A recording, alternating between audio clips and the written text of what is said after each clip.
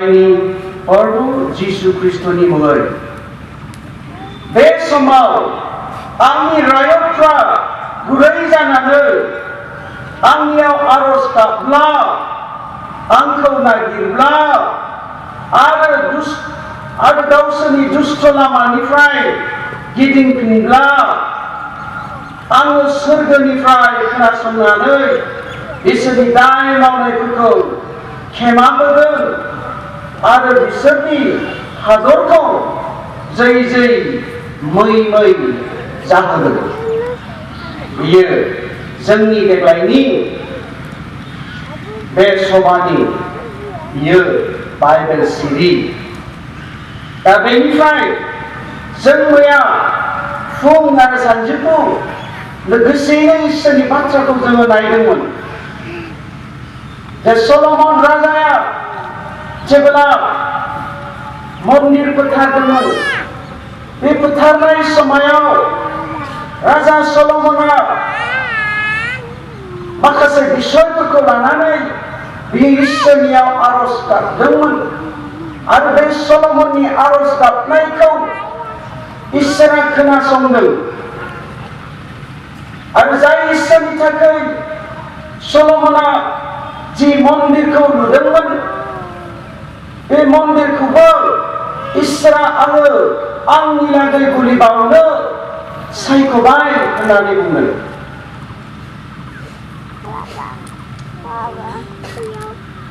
जेब्ला सल'मन राजाया बेबायदि गुबुन गुबुन बिसय लानानै इसोरनियाव आरज गाबदोंमोन, खोनादोंमोन आरो जोङो जोबनाय फारसे बेबायदि जोङो सोलोंदोंमोन। लोगोसे मैया बे बोसोरनि बे बोसोरा जोंनि थाखाय आरजनि बोसोर जानायखाय दे जोङो बे गुथै बोसोर शुद्ध पदाव बुंनाय बादि जाय सिरिखौ आङो फरायनानै थांबाय, बे बाइबेल सिरि बादि जोङो बे गुथै बोसोर इसोरनियाव जोङो गुरै जानानै इसोरनियाव आरज खालामनि। दे जोङो गुथै बोसोर जिउजों जोङो इसोरखौ नागिरनि। दे जोङो जोंनि मावनाय गासै दायफोरनि लामाफोरनिफ्राय गिदिंनानै इसोरनियाव गोसो फाफिननि। बे मोनथाम खामानिखौ बे बोसोरनि गेजेराव जोङो मावोब्ला इसोरा जोंनि जिबनाव गुबुन मोनथाम मोजां खामानि बियो मावगोन होननानै आं मैया बुंदोंमोन। बे जाहैबाय इसोरा जोंखौ निमाहा होगोन, बियो जोंखौ निमाहा होगोन, जोंनि आरज गाबनायखौ बियो खोनासंगोन आरो बियो जोंखौ जै खालामगोन। जोबनायाव बे बोसोनखौ बुंदोंमोन। दे जोङो दिनै मिथिबाय, जोङो गुरै जानानै इसोरनाव आरज बियोब्ला इसोरा खोनासङो। जोङो गुरै जानानै इसोरखौ नागिरोब्ला जोंनि जिबनाव इसोरखौ मोननो हायो। जोङो गावनि उदायफोरनिफ्राय गिदिंफिनोब्ला इसोरा जोंखौ निमाहा होयो। जोङो बेखौ मिथिबाय। दा जोङो बे बिषयावनो आरोबाव दसे सम हाबबावनि।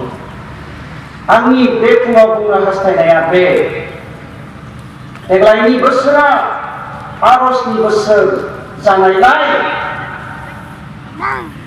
देग्लायनि बे 2021 आरजनि बोसोर जानायलाय, बे आरजखौ जोंनि मण्डलिफोरनि सिङाव थानाय नखरफ्रा, व्यक्तिफ्रा बेसेबांसिम बेसेन होदों। जों मण्डलियारिफ्रा मण्डलि हिसाबै, नखर हिसाबै, व्यक्ति हिसाबै जों बेसेबां बेसेन होदों, जों बेसेबां गुरुत्व होदों, जों दिनै बेखौ बे फुङावहाय नायनो। जोङो गोबां समाव बायो प्रार्थना बिनायखौ जों गोसो होआ जों अबहेला खालामो प्रार्थना बिनो थाखाय जोङो प्रार्थना बिनो बायो उन्दुनायनि सिगां जों प्रार्थना बिनो बायो जात्रा खालामनायनि सिगां प्रार्थना बिनो बायो गथ'फ्रा स्कुलाव थांनायनि सिगां जोंनि बिमा बिफाफ्रा जोंनि गथ'फोरनि लागै प्रार्थना बिनानै हरगोन बायो जों बेसेबां प्रार्थनाखौ गुरुत्व होदों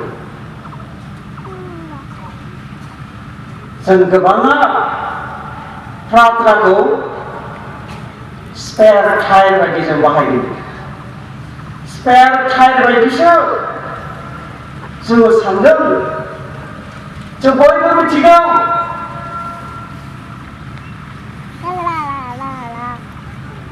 जोंनि गारिफोराव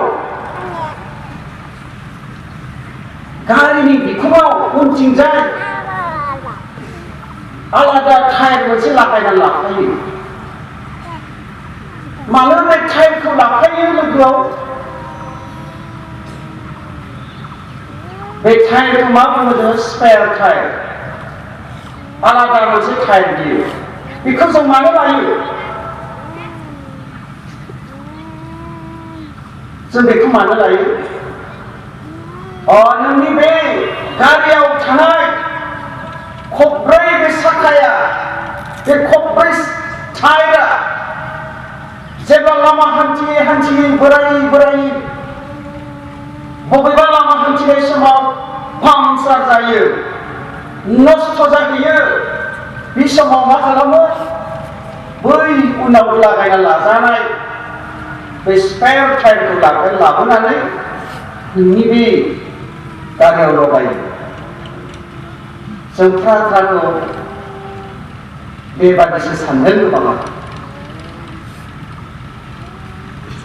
बिपदनि समावल' दुखुनि समावल' नांगौ समावल' दिनै जोंनो मानो प्रार्थना नांगौ जेब्ला जों बेमार जायो जेब्ला जों खस्थ' जायो जेब्ला जों गाबनाङो जेब्ला जों आंखालाव गोग्लैयो जों बिपद जायो जोंनि जिबनाव अब्लाल' जोंनो मा नांगौ प्रार्थना टायर पांचार जाब्लाल' प्रार्थना नांगौ टायर पांचार जायागौ माने जोंनो प्रार्थनाखौ नाङा प्रयजन गैया सोलिखादों माथो नाथाय बाइबेला दिनै जोंखौ मा बुंदों बाइबेला जोंखौ मा बुंदों जों जेब्ला Romans 12 verse 12 नि लास्ट पार्टआव जों नायो मा बुंदोंमोन अरायबो आरज खालाम रमारि 12 अध्यायनि 12 नि जोबथा बाहागोआव मा बुंदों अरायबो आरज खालाम माने जेब्लाबो सानफ्रोमबो प्रार्थना खालाम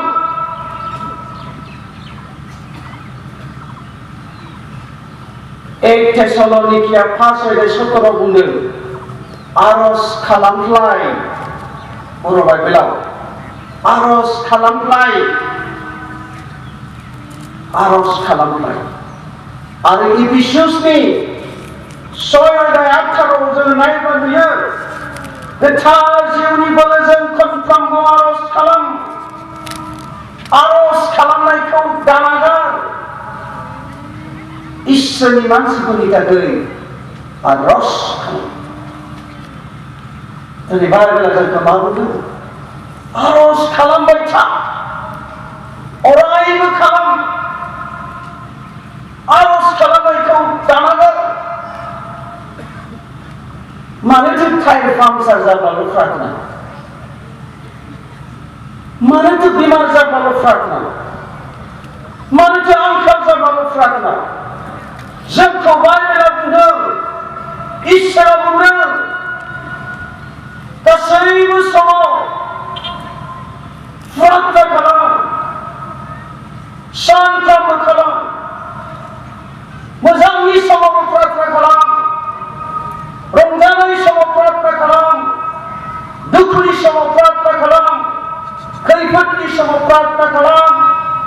बिमार जानाय समावबो जोङो प्रार्थना खालामो। In all the time, गासैबो समाव इसोरनियाव प्रार्थना खालामो। दिनै जों साफा साफा इसोरनि व्यक्तिफोर जानानै, इसोरनि फिसाफोर जानानै, ख्रिस्टियान मानसिफोर जानानै जों प्रार्थना बिनो बियाखै। नोंथांनि प्रार्थनाया दिनै माबादि? बाइबेलाव जोङो नायोब्ला नुयो गोबां इसोरनि मानसिफ्रा हान्थु खरायै खरायै प्रार्थना खालामदों, मेगन मोदै फसरदों, गाबदों, उपबास खालाम प्रार्थना खालामदों। जों बाइबेलाव नायोब्ला नुयो गोबां रोखोमनि प्रार्थना, गोबां मानसिफोरनि प्रार्थना खालामो। प्रार्थना खालामनाया जोंनि साफ्रोमबो ख्रिस्टियान जिबनावहाय जोबोद गोनां। जोंनि सानफ्रोमबो जिउ खांनायाव, जोंनि सानफ्रोमबो थांनानै थानायाव, जोंनि सानफ्रोमबो मावनाय दांनाय सोलिनायफ्राव जोंनि जिबनाव प्रार्थना नांगौ। जाय ख्रिस्टियाना प्रार्थना खालामा, बोलो गैयै ख्रिस्टियान, जाय ख्रिस्टियाना प्रार्थना खालामा, बे ख्रिस्टियाना, बे व्यक्तिया दुर्बल ख्रिस्टियान, बोलो गैयै ख्रिस्टियान। आरो बिसोरो इसोरनि मावनायखौ, बिनि गोहोखौ, बिनि शक्तिखौ, बिनि महिमाखौ बिसोरो नुनो मोना। बिसोर नुनो मोना। दा बेखायनो जों साफ्रोमबो ख्रिस्टियानफ्रा, जों साफ्रोमबो व्यक्तिफ्रा प्रार्थना बिसोरग्रा, प्रार्थना बिग्रा जों ख्रिस्टियानफोर जानो नांथारगौ। प्रार्थनाया जोंनि जिबनाव हां लानाय बायदिनो, जोंनि ख्रिस्टियान जिबनाव जोंनि प्रार्थना बिनाया हां लानाय बायदिनो, हां लानाय बायदि जानांगौ होनना बुङो। जों दिनै दा हां लानानै गोथाङै दङ, जोंनि देहाफ्रा गोथाङै दङ। जों हां लानायनि गेजेरजों थिग बेबादिनो नोंनि आत्मिक जिउखौ, नोंनि आत्मिक जिउखौ गोख्रों, बोलोगोरा, हुस्टता खालामनांगौब्ला प्रेयार,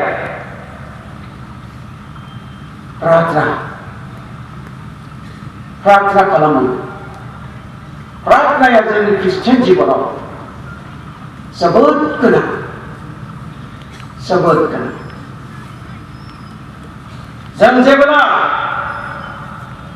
एफिसुस 3 अध्यायनि अननायखौ थालायै माब्लाबाबो बुजिजोबनो हाथाराब्लाबो आं आरज खालामो नोंसोरो बिनि अननायखौ बुजिनो हाथों आरो नोंसोरो इसोरनि आखलजों सुफुंजाथों, जायहा गावनि बोलोजों जों बिनाय एबा साननायनिख्रुइ बांसिन मावनो हायो।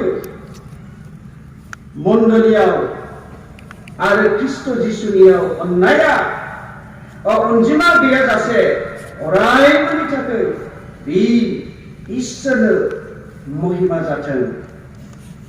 आमेन। दिनै इसोरा पौला एफिसुसाव थानाय ख्रिस्टियानफोरनि थाखाय बेबादि आरज खालामो। पौलनि आरजआ बे एफिसुसाव थानाय मानसिफोरनि लागै गावनि जिउजों नोंसोरखौ बोलोगोरा जाहोथों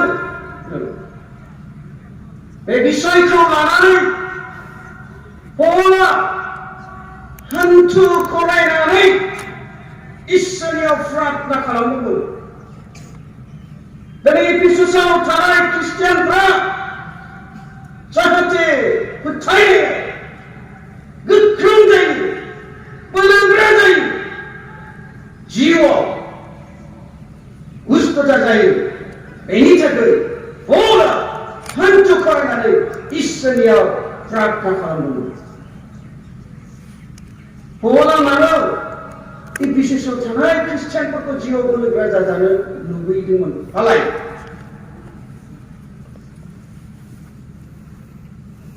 जायहा इसोरनि जिउजों सुफुंजानानै जिउआव बोलोगोरा जागोन, बे मानसिनि जिबनाव, बे व्यक्तिनि जिबनाव, संसाराव थांनानै थानाय समाव जेसेबांखि जिखि समस्या, जेंना जेंसि, थैनाय, आंखाल, खस्थ'आ सफैया मानो बियो गसंथानो हागोन। बियो गसंथानो हागोन। बेखायनो कलसियानि 2:6-7 जों नायोब्ला नुयो फोथायनायाव, ख्रिस्ट'नियाव गोग्गोम जागोन, बोलोगोरा जागोन, रोदा सुयो। इसोरनि बोसोनाव बेबादि बुङो।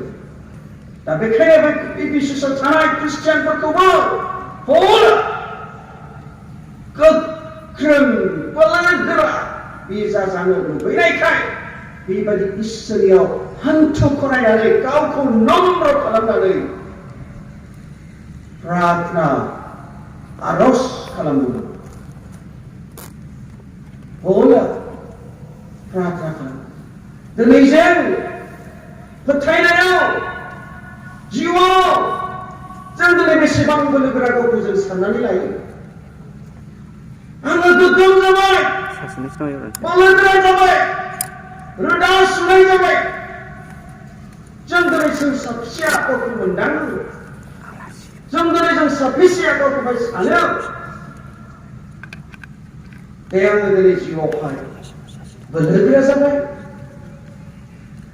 पौला आरज खालामदोंमोन एफिसुसाव थानाय मानसिफोरनि थाखाय, जाहाथे बिसोरो फोथायनायाव, जिउआव बोलोगोरा जाथों। जों जेब्ला जिउआव बोलोगोरा जागोन, अब्ला जोङो माबायदि जागोन? समायना गेरेमसा बिफांफोर बायदि जागोन।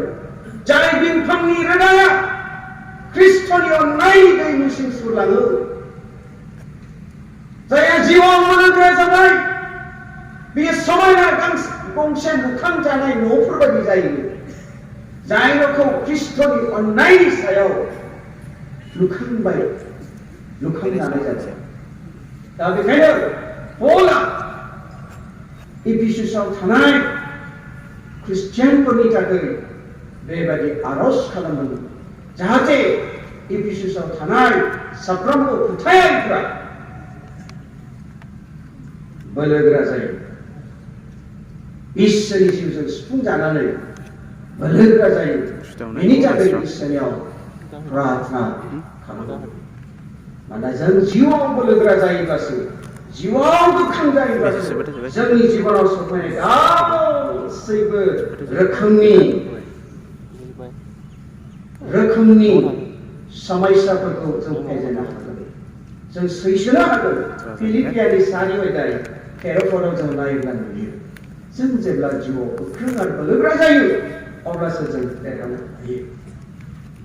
17 ओरैबायदि बुंदों आरोबाव, नोंसोरनि फोथायनायजों ख्रिस्ट'आ नोंसोरनियाव खामिथों। आरो बेबो गुबुन हलि आरजनि बिसय, जायखौ लानानै पौला एफिसुसाव थानाय मानसिफोरनि थाखाय प्रार्थना खालामदोंमोन। इसोरा, जिसु ख्रिस्ट'आ नोंसोरनि जिबनाव खामिनो मोनथों, जिसुआ जायगा मोनथों, बेनि थाखाय पौला प्रार्थना खालामदोंमोन।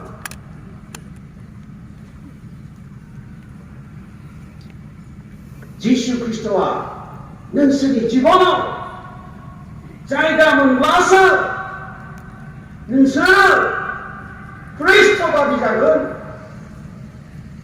खृष्टनि अन्नाया नोंसोरनाव जायगा मोनब्लासो नोंसोरबो गुबुनखौ अननो हागोन।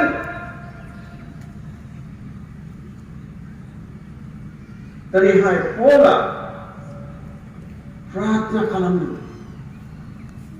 जाहाथे इफिसासआव थानाय मानसिफोरनि जिबनाव जिसु ख्रिस्टआ जायगा मोनो, खामिनो जायगा मोनो। इफिसासनि मानसिफ्रा गाव गावनि गोसोफोरखौ अन्तरफोरखौ जिसुनि थाखाय जिसुनि लागै जेन बेखेवनानै होयो। बेनि थाखाय दिनै पौला प्रार्थना खालामो।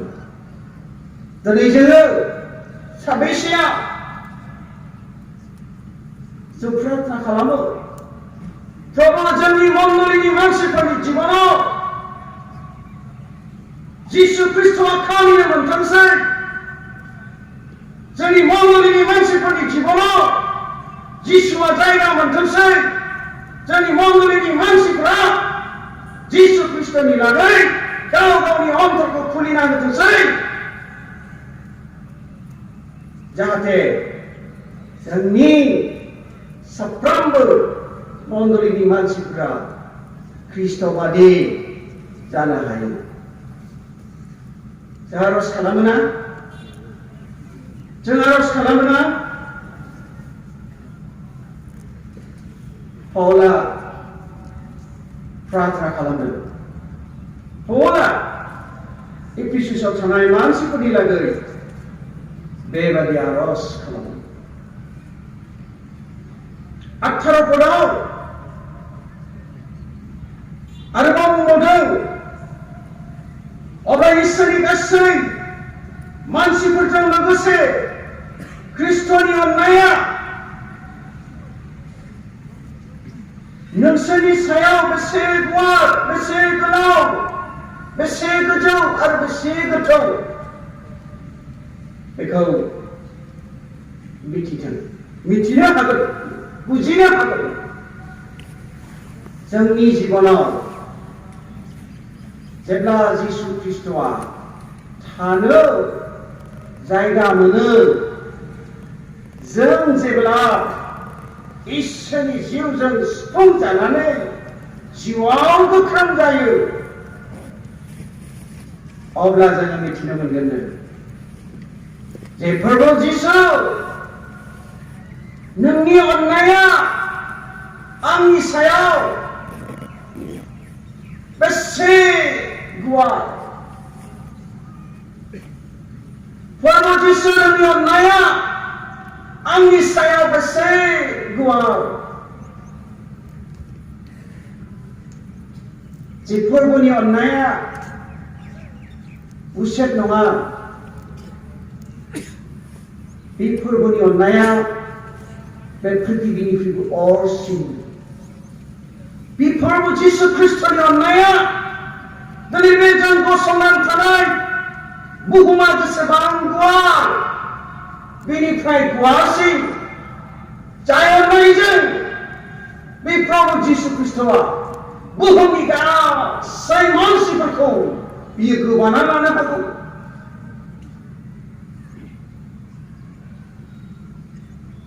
बे जिसु ख्रिस्टनि अननाया एसेबां गुवार, बे अननायजों बुहुमाव थानाय गासै मानसिफोरखौ बियो गोबानानै लानो हागौ। एसेसिम बे जिसु ख्रिस्टनि अननाया, बेखौ नोंसोरो मिथिनो बुजिनो हागोन। जेब्ला जिउआव गोख्रों जागोन, जिउआव बोलोगोरा जागोन, जिसु ख्रिस्टआ नोंसोरनि जिउआव जायगा मोनगोन, खामिगोन।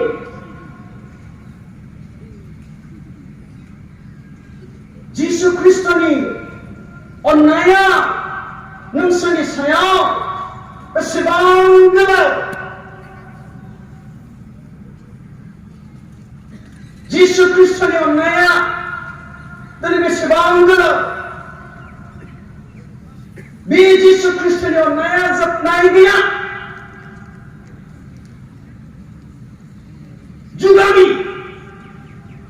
बे जिसु खृष्टनि अननाया गोथां। बे अननायखौ नोंसोर बुजिगोन। बे जिसु खृष्टनि अननाया बेसे गोथौ। बे जिसु खृष्टनि अननाया बेसे गोथौ।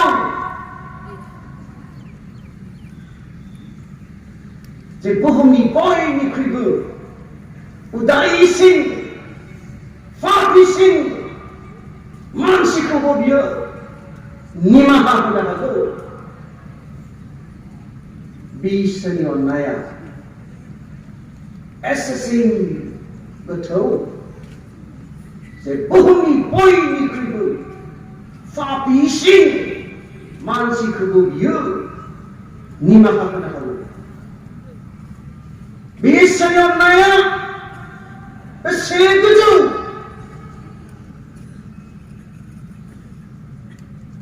बेसे गोजौ होनना बुंदों। बे प्रभु जिसु खृष्टनि अननाया बेसे गोजौ।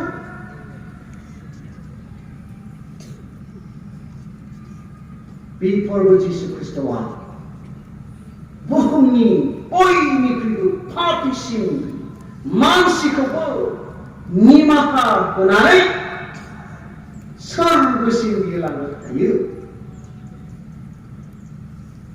सोरगोसिम बियो लांनो हागौ। नोंसोरो बेखौ बुजिनो हागोन, मोनदांगोन, बुजिगोन, आन्दाज मोनगोन। नैबे बिसयफोरखौ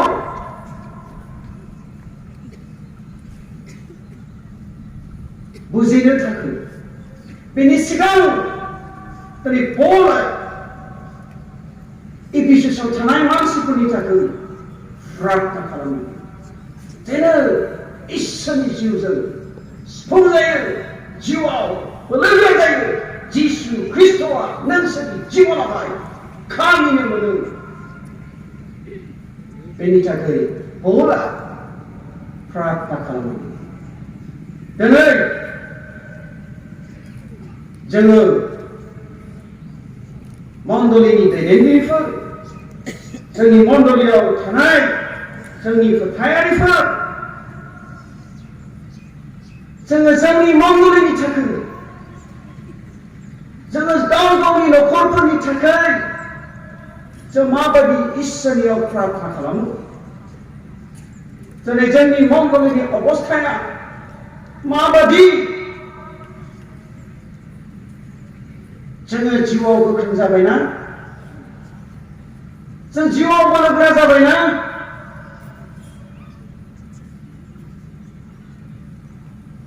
पलआ प्रार्थना खालामदों। पलआ प्रार्थना खालामदों।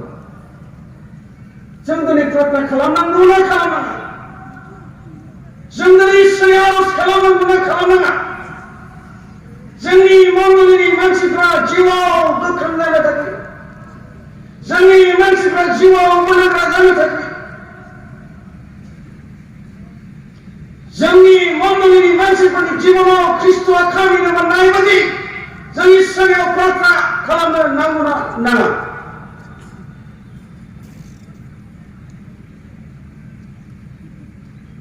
देग्लायनि बोसोरा आरजनि बोसोर। जोङो गुथै बोसोर जोङो इसोरनियाव प्रार्थना खालामो। गाव गावनि मण्डलीनि थाखाय, मण्डलीनि नखरफोरनि थाखाय, व्यक्तिगत जिबननि थाखाय, जोंनि मण्डलीनि भबिष्यतनि थाखाय, जोंनि गथ'फोरनि भबिष्यतनि थाखाय, जोंनि मिशननि थाखाय, मावग्राफोरनि थाखाय, जोंनि मिशननि साब स्टेशनफोरनि थाखाय, जोंनि देशनि थाखाय, जोंनि जातिनि थाखाय, जोंनि समाजनि थाखाय जों इसोरनाव प्रार्थना खालामनाङा ने? खालामनांगौ। जों जेब्ला इसोरनाव प्रार्थना खालामगोन, बे इसोरा जोंनि प्रार्थनाखौ खोनासंगोन आरो बियो जोंनो उत्तर होगोन, बियो जोंनो फिननाय होगोन। नाथाय नों गैयाब्ला बे जानाय नङा। नों बिनांगौ। इसोरनियाव रायथिनाया, इसोरनियाव आरज खालामनाया, प्रार्थना खालामनाया बेयो नोंनि खामानि, बेयो आंनि खामानि, बेयो जों बयनिबो खामानि। बेखौ जों मावो। अब्ला इसोरनियाव प्रार्थना खालामदों, हान्थु खरायनायजों, नम्र खालामनायजों, गुरै खालामनायजों इफिसासआव थानाय मण्डलीनि मानसिफोरनि थाखाय प्रार्थना खालामो। दे जोंबो दिनै बे 2021 आरजनि बोसोरजों, आरजनि बोसोरखौ पालन खालामनायजों लोगोसे जों इसोरनियाव प्रार्थना खालामनि, अरायबो खालामनि, सानफ्रोमबो खालामनि, जिउजों सुफुंजानानै आरज खालामनि। आरज खालामनायखौ दानाङा। अखल बे बोसोराव नङा, गुथै जिउआव जोङो प्रार्थना खालामनि इसोरनियाव। मानोना प्रार्थनाया साफ्रोमबो ख्रिस्टियानफोरनि हां लानाय बायदि। हां लायाब्ला जेरै मानसिया थैयो, थांनानै थानो हाया, जोंनि आत्मिक जिउआबो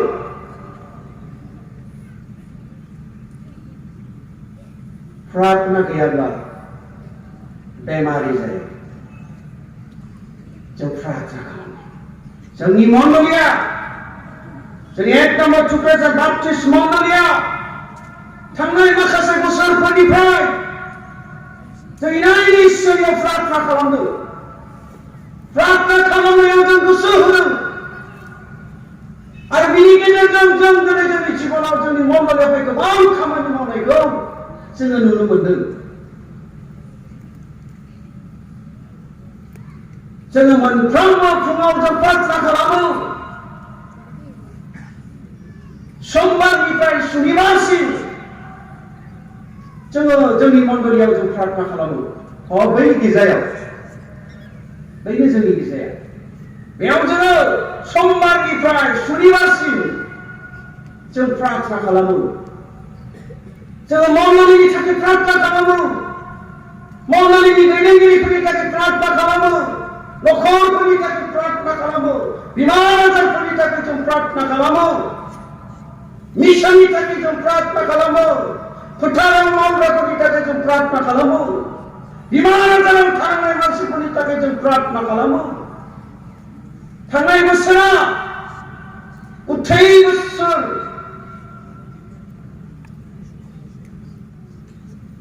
गिदिर मोनसे बुहुमनां गाज्रि जाथायजों बारग'लांबाय। जों प्रार्थनाखौ नागाराखै दै, जों प्रार्थनाखौ नागाराखै। गुथै बोसोर जों प्रार्थना खालामदों। जों दिनैबो प्रार्थना खालामदों, फैगोन दिनावबो जों खालामबाय थागोन। जोंनि मण्डलीयाव दिनै मानसिफ्रा, मण्डलीनि मानसिफ्रा प्रार्थना खालामनायाव गोसो होदों, गोसो होदों। समबारनिफ्राय सुनिबारसिम फुंनि बाहागोआव जों लागारबो प्रार्थना खालामो। मोनफ्रोमबो मासाव जोंनि मण्डलीनि दिखर बर्डआ मण्डलीनि थाखाय प्रेयार खालामो। मोनफ्रोमबो मासनि प्रथम सप्तायाव प्रार्थना खालामो। जोंनि मण्डलीयाव प्रार्थना बिग्रा हानजा दङ, ग्रुप दङ, प्रेयार वारियरफोर दङ। मासनि मोनफ्रोमबो जोबथा सप्तायाव बिसोरो प्रार्थना खालामो। मास मोनफ्रोमबो उपबास थानायजों सानथाम फास्टिं थानानै इसोरनियाव जों प्रार्थना खालामो। मण्डलीनि थाखाय, मिशननि थाखाय, देशनि थाखाय, हारिनि थाखाय जोङो प्रार्थना खालामो।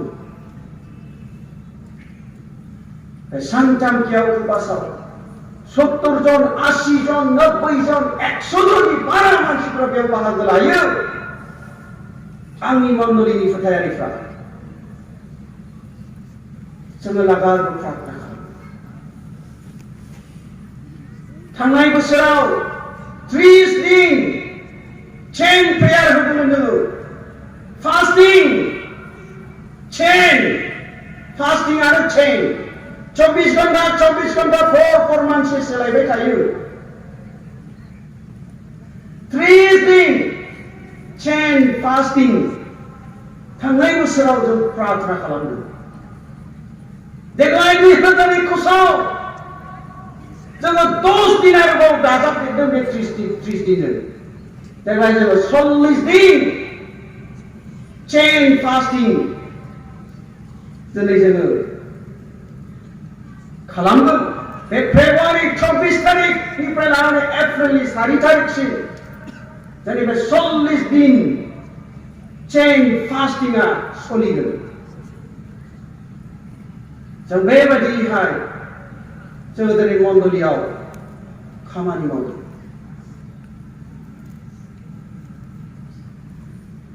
जों बेबायदि इसोरनियावहाय आरज गाबदों आरो बिनि गेजेरजों जों दिनै नुदों इसोरा गोबां बिषयावहाय जोंनि मण्डलिनि मानसिफोरनि जिबनावहाय खामानि मावो बे इसोरा एखे इसोर दिनै नोंथांमोनाबो बेबायदि मावोब्ला बे इसोरानि नोंथांमोननि जिबनाव न'खराव मण्डलियाव मावनाय नङा बेयो नङा बेयो मावो दा बेखायनो जोङो प्रार्थनायाव जों गोसो होयो प्रार्थनाया जोंनि ख्रिस्टियान जिबनाव जोंनि मण्डलिफ्राव जोंनि न'खरफ्राव जोबोद गोनां आङो बुङो बारे प्रार्थनाया जोंनि ख्रिस्टियान जिबनाव जोंनि ख्रिस्टियान मण्डलियावहाय जोबोद गोनां दिनै जों इसोरनियाव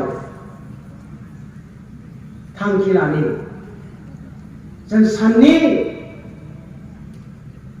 जों बे बोसोरनिफ्राय जों प्रार्थना खालामनोसै जायफ्रा मालाबाबो प्रार्थना खालामाखै नोंथांनि थाखाय देग्लायनि बे बोसोरा नोंथांनि जिबनाव प्रार्थनाखौ स्टार्ट खालामनायनि सम जायफ्रा सप्तायाव बा सानसेयाव खेबसेल' प्रार्थना खालामो खेबसेखौ खेबनै खेबथाम खालामनायनि बे बोसोर नों खेबसे बियोमोनब्ला खेबनै बिनायनि बे बोसोर जाया बियाखै देग्लायनिफ्राय सुरु खालामनायनि बे बोसोर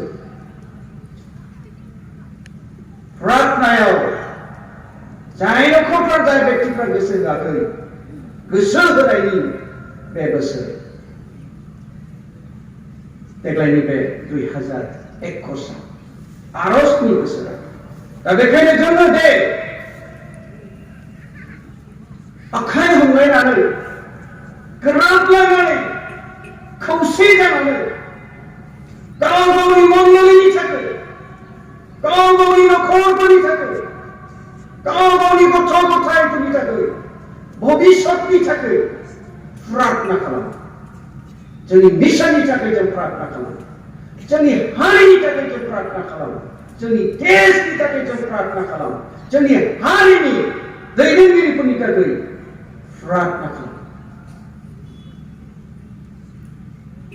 जोंनि मण्डलियाव आंनि मण्डलियाव गासै 118 न'खरफोर दङ 118 न'खरफोर दङ 118 न'खरफ्राव दिनैहाय प्रार्थनानि बिषयफोरखौ जोबसिगोन बे समानि उनाव गासै 118 न'खरफ्राव न' थांनानै प्रार्थनानि बिषयफोरखौ राननानै होनाय जासिगोन जोंनि मण्डलिनि दैदेनगिरिफ्रा लिडारफ्रा प्लास्टिक फाइल बङाइनिफ्राय जों लाबोजोबखाबाय बेखौ सभानि उनाव गुथै 118 न'खरफ्राव जों राननानै होसिगोन बेयाव गोबां प्रार्थनानि बिषयफोर दं मण्डलिनि मिशननि देशनि गोबां बिषयफोर दं गुथै बोसोर बे बिषयखौ लानानै जोंनि न'खरफ्रा इसोरनियाव प्रार्थना खालामनांगौ जोंनि गंफ्रोमबो 118 न'खरफ्रा गुथै बोसोर बे बिषयखौ लानानै प्रार्थना खालामो दे जोङो बे समायाव जोङो बेखौनो गोसोआव लानि, जोङो बेखौनो दिनैनि बे फुंनि समायाव जों गोसोआव दोननि।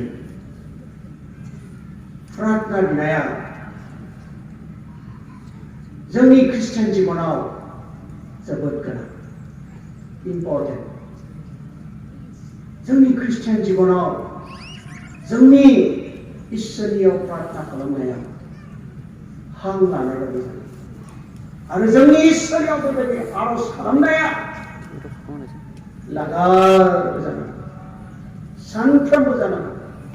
बेयो नागारजाया, बेयो बन्द खालामजाया, बेखौ जों दोनथ'नो हाया।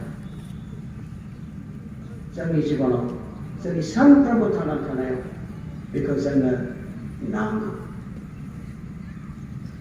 आफा इसोरा जोंखौ बे गुसुं गोथार बाथ्रा लाबोनायनि गेजेरजों गेदेरथार बोर आरो आशीर्बाद खालामथोंसै।